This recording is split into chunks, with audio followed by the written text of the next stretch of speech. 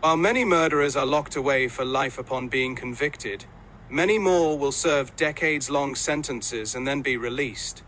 And some of them kill again. In this you'll learn about tragic cases in which convicted killers served time and were released from prison early, only to kill again on the outside.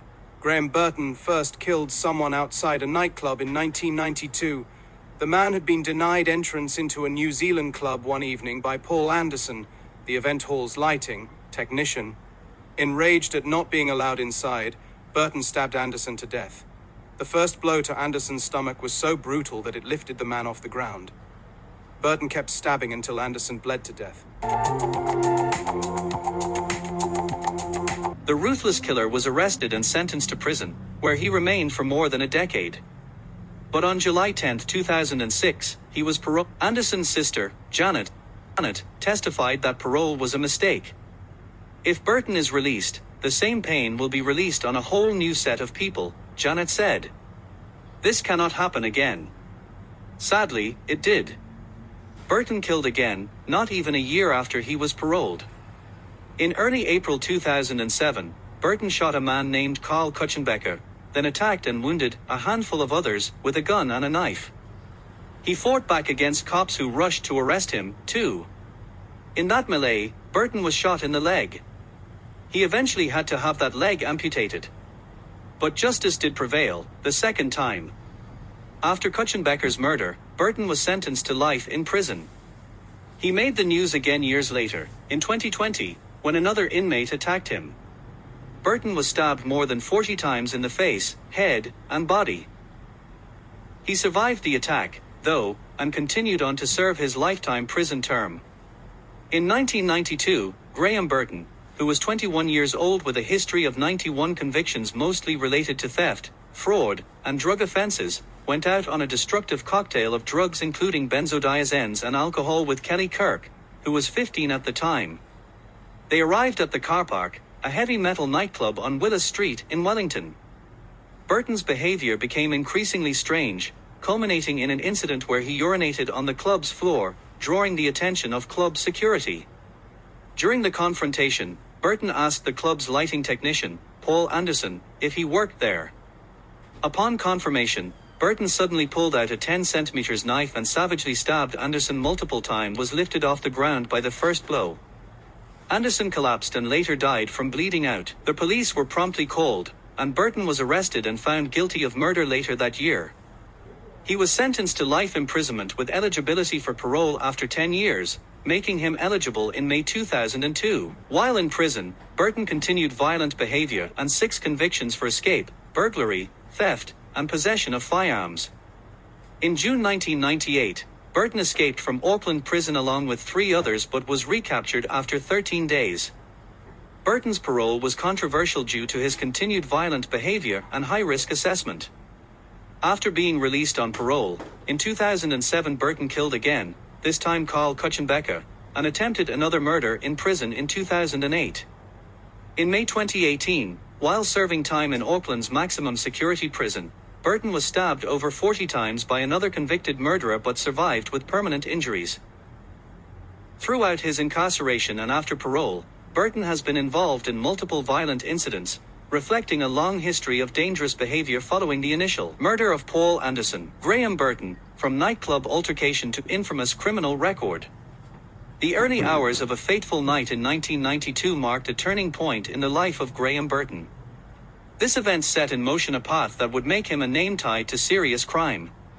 It began as a simple fight over getting into a nightclub. This dispute quickly grew into a tragic loss of life.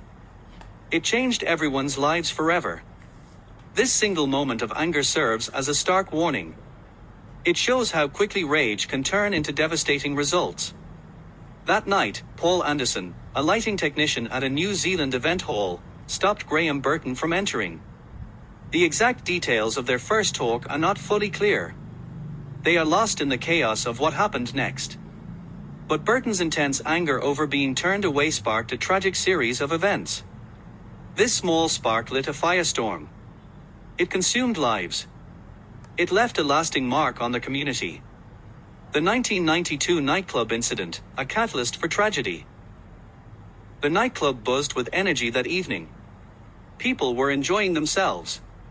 Paul Anderson was working his shift as the lighting technician. His job included helping with entry at the door. He had to decide who came in.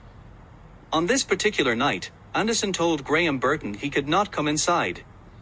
The reason for this denial remains somewhat unclear, but it sparked a deep fury in Burton. The denial quickly led to a heated argument. Words turned into shoves. The fight moved outside the venue. It became a physical struggle between Burton and Anderson. Witnesses later described a swift and violent clash. The situation spiraled out of control fast. This fight had a terrible end. Paul Anderson lost his life. Police launched an immediate investigation into the death. Graeme Burton was soon identified as the main suspect. He faced serious legal charges because of the deadly confrontation. The denial of entry. Graeme Burton's state of mind that night was one of deep anger. He felt disrespected. Being told no seemed to trigger something inside him. His emotions likely fueled his extreme reaction. He believed he had been unfairly treated. This feeling drove his actions. Paul Anderson was simply doing his job.